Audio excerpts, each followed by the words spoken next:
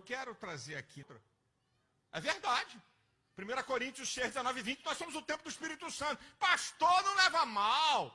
Jesus estava falando do templo, mas agora, depois da descida do Espírito Santo, nós somos o templo. A casa vai cair, está precisando ler mais a Bíblia. Está precisando ler mais a Bíblia. Se o templo não tinha importância na época de Jesus, como diz Lucas 21, 37, João 18, 20, Jesus todo dia pregava no templo e ensinava nas sinagogas. Quer dizer que o templo agora não tem mais valor, porque agora nós somos o templo, então vamos embora. Por que Pedro e João, Jesus já era assunto dos céus, o Espírito Santo já tinha sido derramado, por que Pedro e João subiram a hora nona, a hora da oração, no templo? Para quê? Se o templo não tem mais valor nenhum, já que eles são o templo do Espírito Santo. Agora para casa cair de vez. Mais de 50 anos depois da descida do Espírito Santo e da ascensão de Cristo, Atos 22, 17, Paulo, quando chegou a Jerusalém, foi orar no templo e foi arrebatado. 50 anos depois, mais de 50, da descida do Espírito Santo, se o templo não tem mais valor, por que Paulo foi para o templo?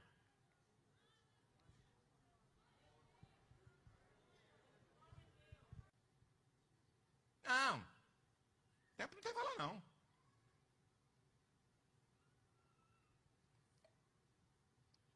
Você tem que entender o jogo astuto que eu vou mostrar para você.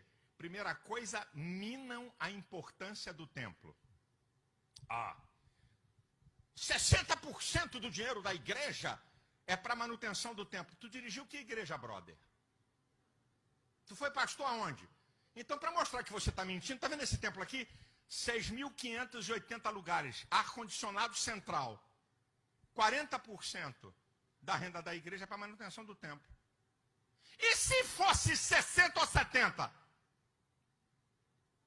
Uma das funções do dízimo é o sustento da casa do Senhor. E daí?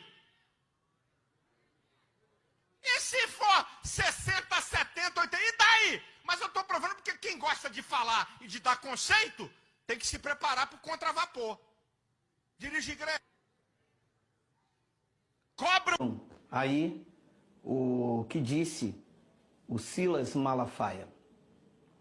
3 frases nesse trecho dos vídeos dele, que todos nós assistimos, porque foi feito um convite, né?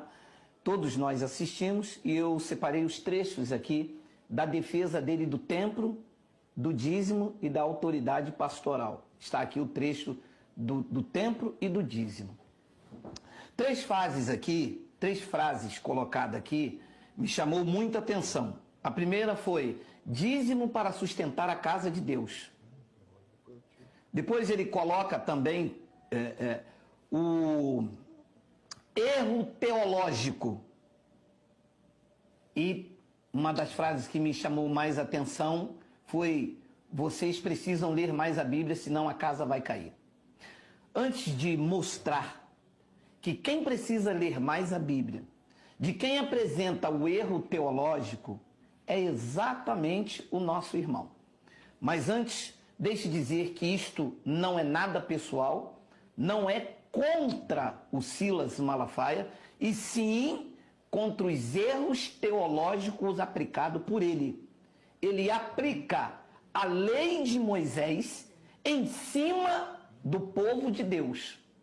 E eu vou mostrar já.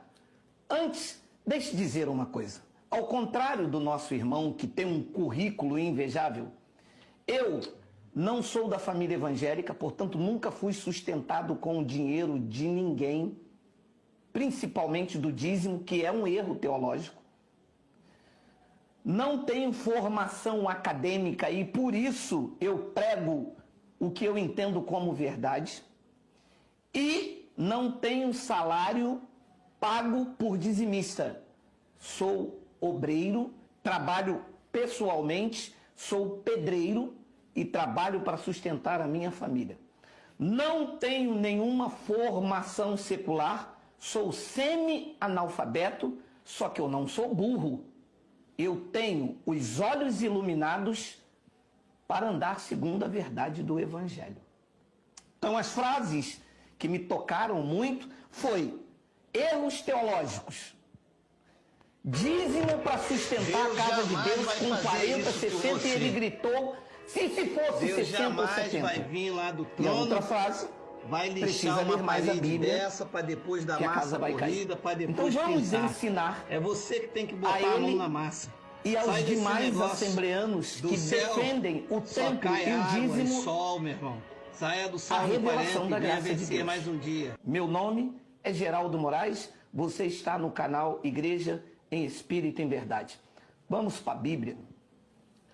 Olha o que diz Deuteronômio, capítulo de número 14, versículo de número 22. O livro da lei, a Torá, estamos no Pentateuco.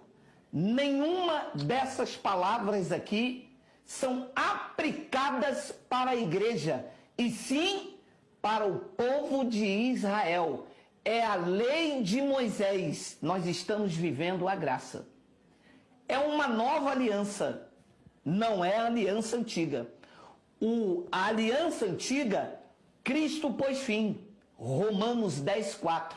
Naquele madeiro ele cumpriu a lei. A frase tetelestai, do grego, quer dizer está cumprido, está consumado, não existe mais nada o que fazer.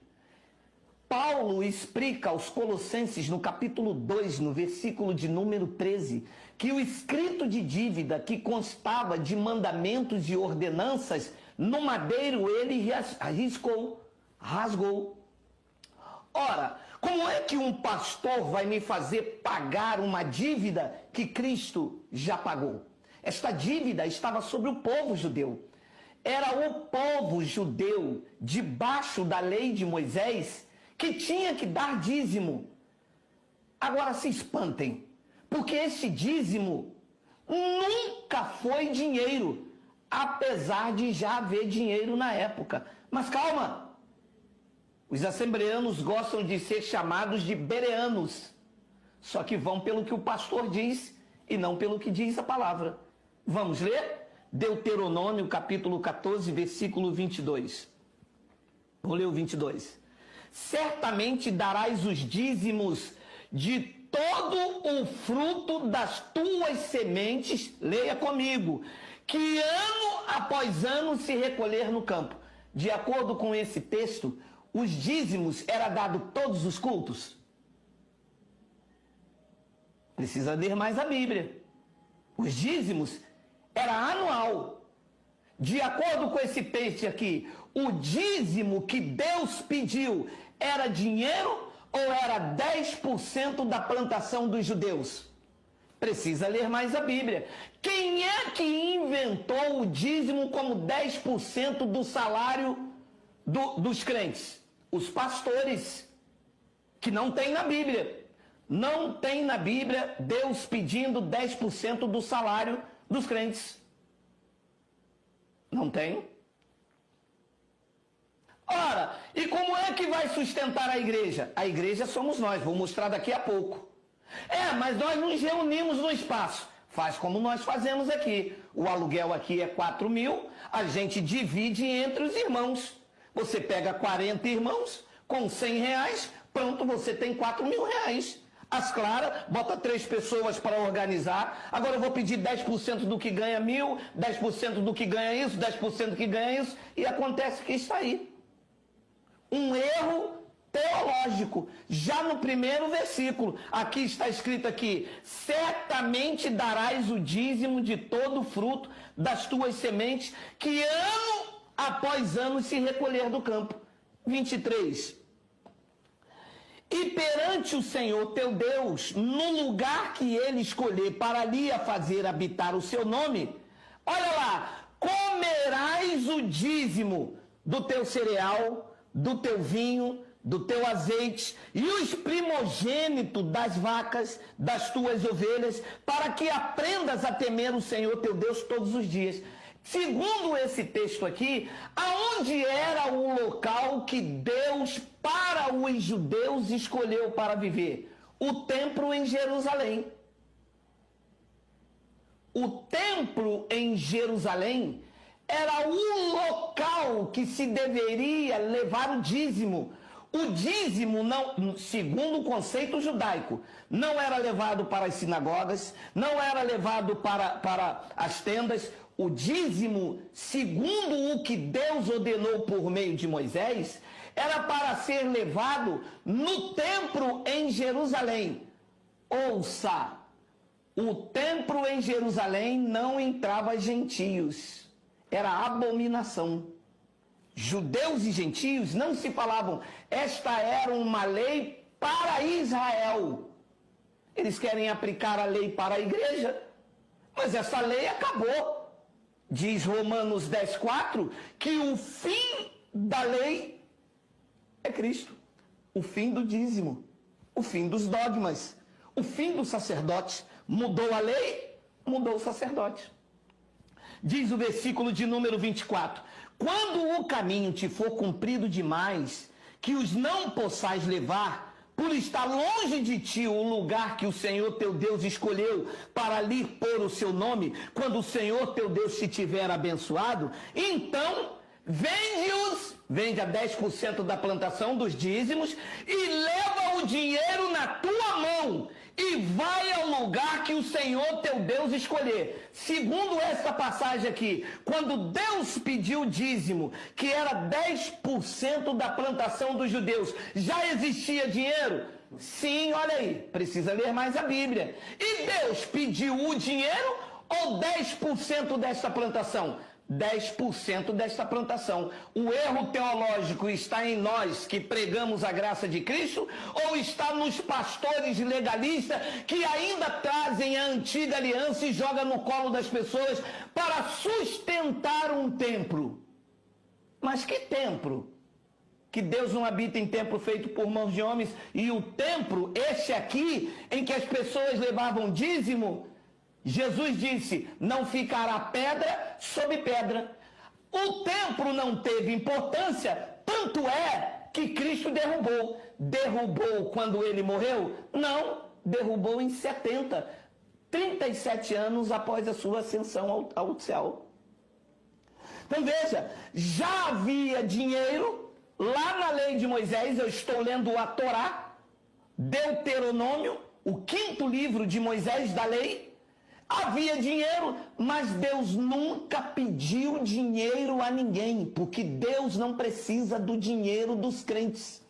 Deus pediu 10% da plantação, isto era para sustentar a tribo de Levi, que não tinha herança, não podia trabalhar.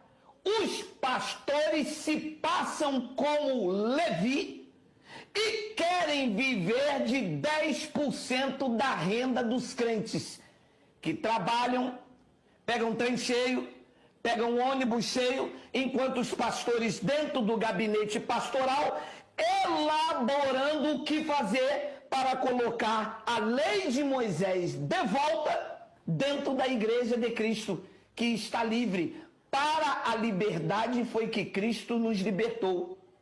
Permaneceis, pois, firme, e não vos prendais ao jugo de escravidão, que era o que a lei fazia.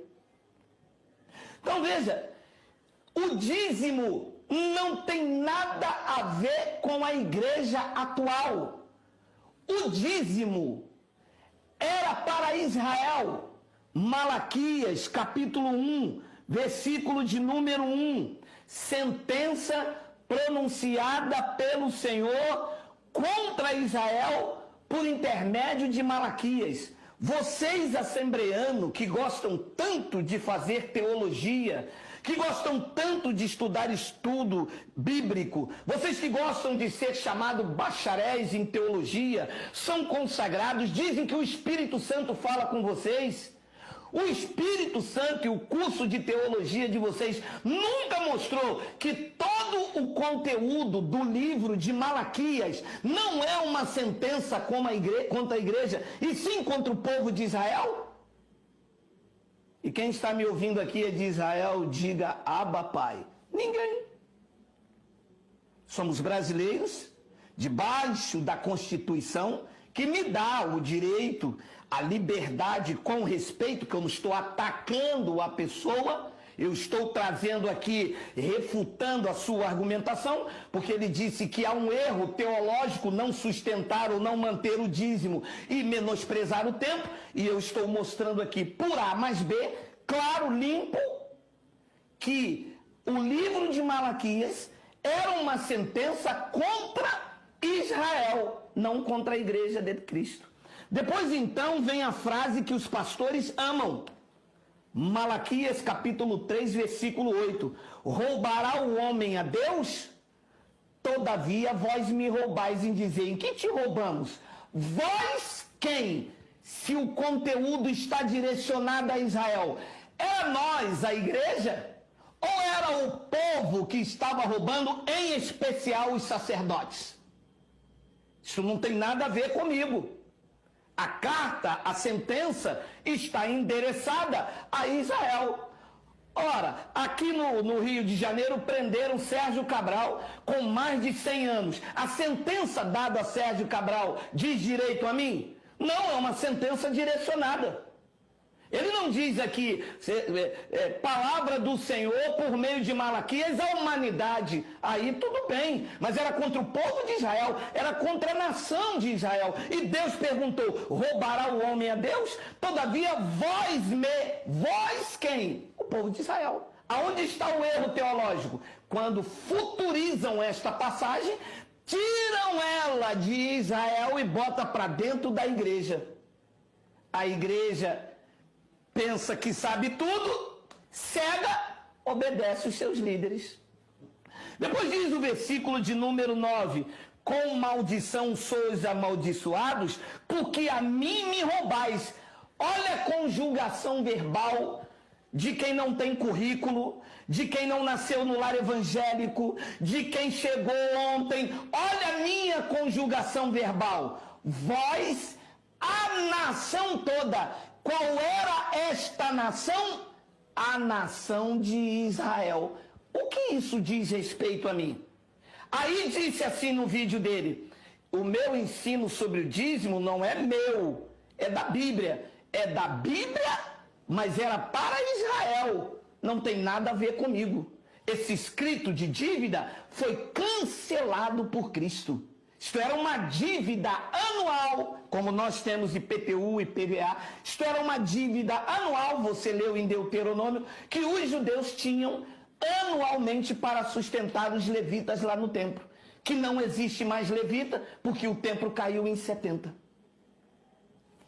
Com maldição sois amaldiçoado, porque a mim me roubais, vós, a nação toda. Versículo de número 10. Trazeis todos os dízimos à casa do tesouro, para que haja mantimento na minha casa.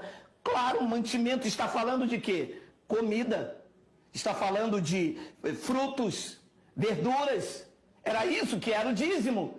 A casa do tesouro ficava onde?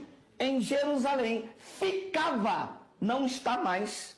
A casa do tesouro não é a igreja que um homem vai no cartório e escreve lá Ministério do Pastor Cuscuz. Isso não é a casa do tesouro. Isto é um edifício de pedra, onde cada um prega a sua doutrina, cada lugar tem o seu pastor. Que Deus que tem tanta casa é essa? Agora pergunta a eles assim, traz para a casa do Senhor, a igreja de fulano é a casa do Senhor. Ah, tá bom, pastor, então esse mês eu posso levar o meu dízimo para aquela outra igreja, porque lá também é a casa do Senhor? Vê se eles deixam. Precisa ler mais a Bíblia, porque senão a casa cai. Porque aqui o berimbau canta, e canta bonito, dentro da palavra, que não é nada pessoal. Trazei todos os dízimos à casa do tesouro, para que haja mantimento na minha casa. E provai-me nisto, diz o Senhor dos Exércitos, se eu não vos abrir a janela do céu e não derramar sobre vós bênção sem medida. Que bênção seria essa, se está tratando de plantio, de agricultura, de 10% da plantação? Deus iria enviar chuva dos céus, abrir a janela dos céus, uma linguagem de figura, chuva sobre a lavoura dos judeus. Versículo de número 11. Por vossa causa eu repreenderei o devorador. Parar! Devorador aqui era uma espécie de gafanhoto, que tinha vários tipos de gafanhoto. Tinha um migrador. E esse devorador, por conta do povo estar em desobediência, em especial os sacerdotes, iria devorar a plantação dos judeus. Devorador aqui, eles que mandam a gente ler a Bíblia, eles que diz que são um erro teológico, transformaram em demônio. Mas demônio não come alface. Olha lá, para que não vos consuma o fruto da terra, e a vossa vide, a videira, não será estéril, diz o Senhor. De acordo com o que você leu o texto, este devorador estava consumindo o salário, o dinheiro. Sabe por quê? Porque eles estão hábeis em transformar a verdade de Deus no engano. Porque o texto não está falando de dinheiro, de salário. Mas Jesus em Mateus 23, 23, mandou dar o dízimo. Já é Novo Testamento. Não é. O erro teológico também é aí.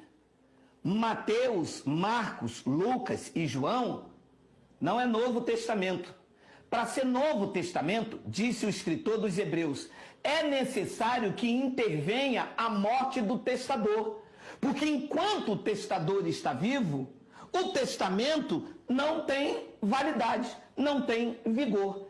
E Mateus, Marcos, Lucas e João, o testador que é Jesus, não tinha morrido ainda, estava vivo. Portanto, esses livros não podem ser considerados Novo Testamento, porque são livros de caráter autobiográfico. Todas as vezes em que Jesus fazia um milagre, ele dizia, vai ao templo e oferece a oferta que Jesus mandou. Você vê os pastores mandar fazer isso? Não. Por que é que Jesus mandava oferecer a oferta de Moisés? Por quê? Porque ainda estava debaixo da lei. Ele nasceu sobre a lei, viveu sobre a lei. Então, Mateus 23, 23, ainda era o período da lei. Aliás, não só Mateus 23, 23, mas até o templo cair em Jerusalém em 70, todas as comunidades, incluindo Paulo, ainda estavam sob a sombra da lei. Olha o que diz. Mateus 23, 23. Ai de vós, igreja de Cristo. Não. Ai de vós, pessoas do Manaus, do Rio de Janeiro, do Rio Grande do Sul. Não. Quem eram os escribas e os fariseus que Jesus se refere nesta passagem? Os ferrenhos seguidores da lei de Moisés. Os escribas, os intérpretes e os fariseus, uma seita, que eram ferrenhos defensores da lei de Moisés. Vamos ler o que eles chamam de erro teológico e que diz que nós precisamos ler mais a Bíblia. Somos nós ou são eles? Aula! Alô! Aula do analfabeto! Aula do pedreiro! Aula de quem chegou hoje! Leia! Ai de vós, escribas e fariseus hipócritas, porque dais o dízimo do 13º do salário de vocês. Não! Dízimo nunca foi dinheiro. Dízimo é isso aqui. Deuteronômio 14, 22. Malaquias 3, 8, 9, 10, 11. Texto e contexto neles. Dízimo era 10% da plantação, era uma dívida anual, era a lei de Moisés. Ai de vós, escribas e fariseus hipócritas, porque dais o dízimo da hortelã, do endro e do cominho, e tendes negligenciado o preceito mais importante da lei. O dízimo era da lei. Mas havia algo mais importante que eles negligenciavam. Olha lá, a justiça, a misericórdia e a fé. Vem a frase que eles se apoiam, não respeitando a visão perfeita do contexto. Devias fazer essas coisas os escribas e os fariseus, que eram judeus, que viviam sobre a lei de Moisés, eles deviam, não nós. Nós não estamos debaixo da lei, nós estamos debaixo da graça. Entendeu que precisa ler mais a Bíblia? Mas Paulo fala do dízimo. Sim. Lembra que eu disse que o templo ainda estava de pé? Em 70 que ele caiu? Tu te lembras que Paulo está escrevendo aos hebreus que viviam debaixo da lei? Tu sabias que Paulo era judeu, mesmo depois da cruz? Paulo ia à festa de Pentecostes, Paulo rapou a cabeça, Paulo limpou um templo, porque isto era um costume judaico. Paulo era judeu. Paulo tinha obrigações judaicas. O templo de pé fazia sombra sobre todos os que viveram antes do ano 70. Enquanto o templo estava de pé, os sacerdotes e as obrigações ainda eram oferecidas. Então Paulo chama os hebreus no capítulo 7 e no versículo de número 4 e diz: considerai, pois, como era grande esse quem Abraão, patriarca, pagou o dízimo dos melhores despojos. Versículo de número 5. Ora, os que dentre os filhos de Levi recebem o sacerdócio têm mandamento de recolher, de acordo com a lei, os dízimos do povo, ou seja, dos seus irmãos, embora esse tenha descendido de Abraão. Vou parar isso aqui. Erro teológico é cobrar dízimo. Erro teológico é não ensinar essas verdades nas igrejas, assembleias de Deus. Erro teológico é colocar uma culpa, uma dívida que Cristo rasgou. Aqui diz, em todas as Bíblias do planeta, que quem recebia mandamento de recolher os dízimos não são os pastores evangélicos. Era os da tribo de Levi. Está escrito aqui ou não? É um erro teológico meu? E agora? E esse confronto? E essas verdades? Como que se explica isso aqui agora? Ora, os que dentre os filhos de Levi recebem o sacerdócio têm mandamento de recolher, de acordo com a lei, os dízimos do povo, ou seja, dos seus irmãos. Para cobrar dízimo hoje, como respaldo da Bíblia, primeiro, tem que ser da tribo de Levi. Com respaldo da Bíblia. Cada um faz o que quiser. Eu estou aqui defendendo o evangelho. No vídeo do nosso irmão, ele chamou de falsificadores do evangelho. Eu acho que tem que rever essa frase aí. Porque quem cobra dízimo tem que ser da tribo de Levi. E tem que recolher dos seus irmãos.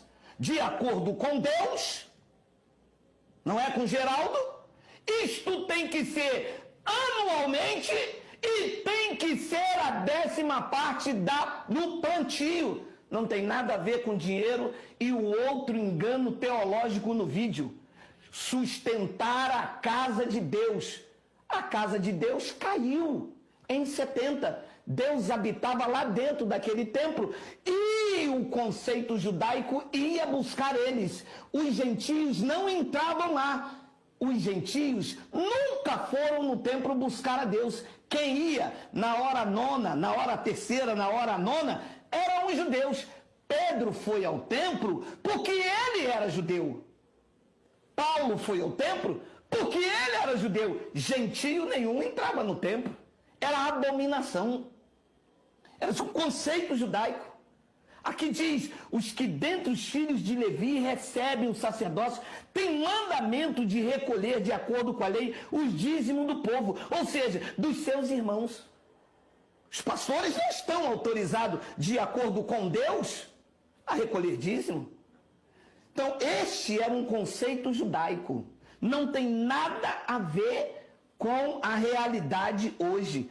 Pedro dizia isso. 1 de Pedro, capítulo 4, versículo de número 17. Porque a ocasião de começar o juízo pela casa de Deus é chegada. Pedro está escrevendo no ano 68 na Macedônia. Eles futurizam isso para o dia de hoje. 2000 anos já se passaram. O juízo a que Pedro se refere é a parousia, ou como alguns historiadores dizem, a parousia. A parousia foi o juízo que veio sobre o ano 70. O livro Flávio Josefo da Assembleia de Deus, o livro Flávio Josefo, História dos Judeus, ensina perfeitamente isso, onde o general Tito entrou no templo, saqueou, fez e aconteceu, e o templo caiu. Foi a parousia. A casa de Deus para Pedro e para os judeus era lá. Para os gentios, nunca foi. Para os gentios, Paulo trouxe a mensagem que a casa de Deus era eles. Pedro disse, porque a ocasião de começar o juízo pela casa de Deus é chegada. Não vai chegar, já tinha chegado nos dias de Pedro. E se primeiro vem por nós, qual será o fim daqueles que não obedecem ao Evangelho de Deus?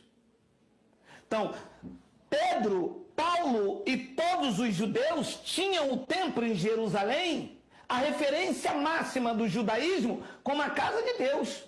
Paulo recebeu a revelação de que a casa do Pai para os gentios somos nós, o templo do Espírito Santo. Olha aí, ó, Hebreus capítulo 3, versículo 5, olha aí. E Moisés era fiel em toda a casa de Deus como servo, para a testemunha das coisas que haviam de vir. Versículo de número 6. Cristo, porém, como filho, em sua casa, o qual somos nós. Pode parar aqui. No vídeo do nosso irmão, ele diz: o dízimo é usado para sustentar a casa de Deus, a não ser que ele esteja vivendo lá em Jerusalém, antes da queda do templo. Esta frase dele está correta. Mas ele futuriza para o século 21 e diz: o dízimo é para sustentar a casa de Deus. Então o dízimo tem que sustentar a mim, tem que pegar tudo que se recolhe nas igrejas e sair distribuindo para a crentada toda. Porque segundo esses textos, quem é a casa de Deus? Quem é? Hein? Hein? Aqui diz que a casa somos nós. Se guardarmos firme até o fim a ousadia e a exultação da esperança, que é esse evangelho que eu vos prego. Sem domínio de homens, sem obrigação de tirar 10% do meu dinheiro, que eu não sou um judeu. Nem os judeus hoje dão mais dízimo, porque o templo caiu, não tem como levar lá em Jerusalém, a casa de Deus, o templo para os judeus, caiu. Então, meus irmãos, ele disse, 50 anos depois da morte de Jesus, Pedro entrou no templo. Erro teológico. Você precisa ler mais a Bíblia, meu irmão. Jesus morreu no ano 33.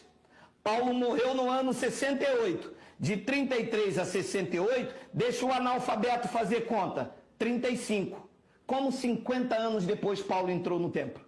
Mesmo se Paulo não tivesse morrido decapitado, segundo conta a tradição, em 68 DC, de 33 com a morte de Cristo, ele ainda ficou 40 dias. O templo caiu em 70, deixa o semi-analfabeto fazer a conta, de 33 até 70, 37 anos. Como é que ele diz no vídeo dele, 50 anos depois do Pentecostes? Ora, se o Pentecoste foi depois da ressurreição, como que se entraram no templo? Como Pedro entrou 50 anos depois? Se ele morreu em 33, o templo caiu em 70, esta conta aqui não fecha. O erro teológico não são dos pregadores da graça. Quem tem que ler a Bíblia não são os pregadores da graça.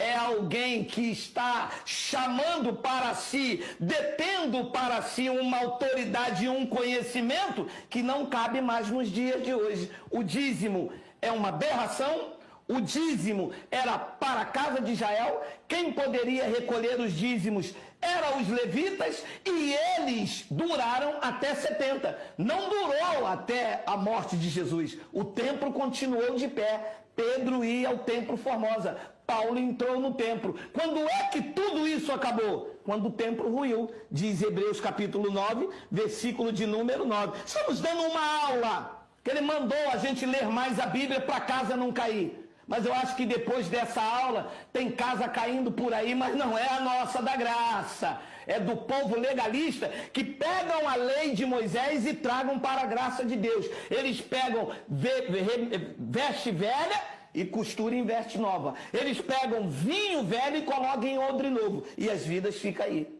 Diz aqui, é isto, uma parábola para a época presente. E segundo esta, se oferece tanto dons como sacrifício. Embora estes dons e sacrifícios, no tocante à consciência, sejam ineficazes para aperfeiçoar aquele que presta culto. Isto era a lei, que perdurava até 70. Depois Paulo diz, os quais não passam de ordenanças da carne, baseadas somente em comida e bebida e diversas abluções, purificações com água, imposta até o tempo oportuno da reforma. Paulo está escrevendo em 68. Quando é que veio a reforma? Quando ele removeu definitivamente o primeiro pacto e estabeleceu o segundo. O templo caiu, cumprindo-se a profecia de Alxa nos dias de sua carne, quando ele disse, tá vendo esta suntuosidade? Não vai ficar aqui pedra sobre pedra. O templo lá em Jerusalém, ele teve importância para os judeus e foi mantido até a parousia. Se o templo tivesse importância, o próprio Cristo não teria derrubado ele. O templo, ele teve importância para os judeus, para nós não. Nós somos o templo do Espírito Santo. Deus não habita em templo feito por homens. Então, alguém pode me perguntar, mas a gente gosta de se reunir. É errado a gente ir a um local para se reunir? Sim e não. É errado se você é obrigado a dar dinheiro para sustentar aquele lugar, porque as vidas não são mais importantes que os prédios físicos. É errado se você tiver obrigação de tirar 10% do teu dinheiro para sustentar a casa de Deus, que a casa de Deus não é um local físico, a casa de Deus somos nós, eu matei a pau mostrando no Evangelho. Hebreus 3, versículos 5 e 6. E sim, você pode ir se você sente vontade, é livre, e se lá existe alguém que te ensina essas verdades, e se houver alguma despesa a bem de todos, seja dividido para não ser pesado a ninguém. Quer se reunir? Alugou aqui uma loja, quanto que é? R$1.000. Meu irmão, R$1.000. Vocês querem se reunir? Queremos. Vamos ter uma despesa de 1.000, 10 pessoas dá R$100. Está aqui a contabilidade, está aqui a conta. Agora, tirar 10% seu para dizer que vai sustentar aquele local como se Deus habitasse lá, precisa ler mais a Bíblia. Atos 17, 24 diz que Deus não habita em templo feito por mãos humanas. Paulo, em 1 Coríntios 3,6, diz que nós somos o templo do Espírito Santo. O templo teve importância para os judeus. Para nós, ele ruiu definitivamente. Em Hebreus capítulo 8, versículo de número 3, eu termino esta aula, tá bom? Quando ele diz nova, ele torna antiquada a primeira. Veja, quando ele disse este é o cálice da nova aliança, quando ele disse nova, ele não acabou com a primeira aliança. Ela continuou. O templo estava de pé, fazia sombra. Paulo ia feito Pentecostes, mandou Timóteo lavar os pés das viúvas, havia ali alguns fermentos da lei e eles se baseiam nisso. Mas em 70, o templo ruiu. Quando ele diz nova, torna antiquada a primeira. Disse Paulo no ano 68. O que se torna antiquado e envelhecido está prestes a desaparecer. Ano 68 para 60, desapareceu definitivamente. Não há base na Bíblia para aplicar dízimo sobre a igreja atual hoje. Não há base na Bíblia para tomar 10%, pedir 10% às pessoas usando a Bíblia, que tem a sua imposição judaica aos judeus, para sustentar templo físico. São as vidas que precisam ser ajudadas. São as pessoas que não têm o que comer. São as pessoas que vão em busca de socorro. São as pessoas que não têm um leite, não têm uma fralda. Não existe dívida a ser paga. Segundo o evangelho que eu prego, o evangelho da graça de Deus, ninguém deve nada a Deus. Eu contribuo no espaço onde eu me reúno. Tem mês que não dá para contribuir, não sou obrigado a dar nada. Se me pedir, eu não volto mais lá. Eu sou livre para contribuir, sou livre também para não contribuir. Eu faço por generosidade, porque eu sei de onde esse evangelho me tirou. Esse evangelho me tirou da escravidão evangélica. Esse evangelho me tirou do pagar o preço, do sacrifício, de separar com maquinazinha todo mês 10% do meu dinheiro que me fazia falta. E quando eu procurava os pastores, eles diziam que eu não tinha fé. Mandava pegar um envelope, mandava fazer um propósito, porque a viúva deu tudo o que tinha. Eu cansei dessas histórias. E eu sim li a Bíblia como eu estou ensinando a eles, a todos eles. Todos que pregam dízimo precisam aprender com os pregadores da graça de Deus e aplicar fielmente a interpretação desta palavra. Diz Colossenses capítulo 2, versículo de número 13. Eu vou fechar com esta aula aí, ó. E a vós outros que estáveis mortos pela vossa transgressão e pela incircuncisão da vossa carne, ele vos deu vida juntamente com ele, perdoando todos os delitos, tendo cancelado o escrito de dívida que era contra nós e que constava de ordenança, o qual nos era prejudicial, que ele removeu inteiramente, encravando na cruz. Eles estão trazendo e colocando de novo, dizendo, tem que dar o dízimo para sustentar a casa de Deus. A casa de Deus para os judeus, para nós, a casa somos nós. Nós somos a casa do Pai. Efésios capítulo 2, versículo de número 13. Olha, não, é porque se precisa ler mais a Bíblia, vamos de aula.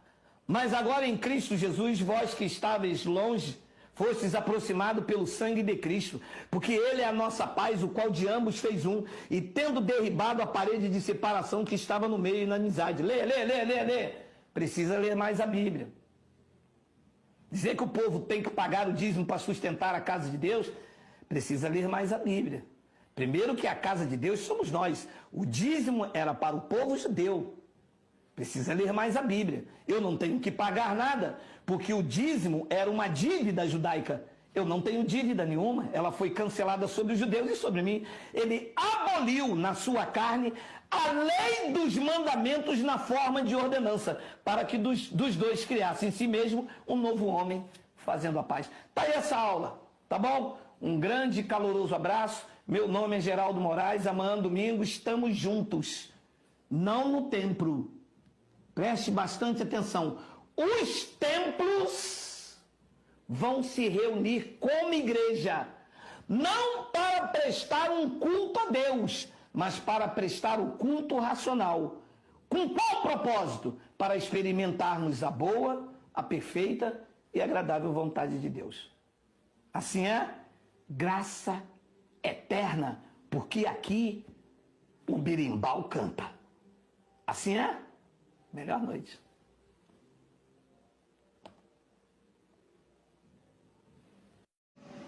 Graças a Deus, chegamos ao final de mais um vídeo. Eu espero ter te instruído com as verdades do Evangelho. Rompa com o sistema religioso. Aprenda a reinar em vida e viver em perfeita vitória.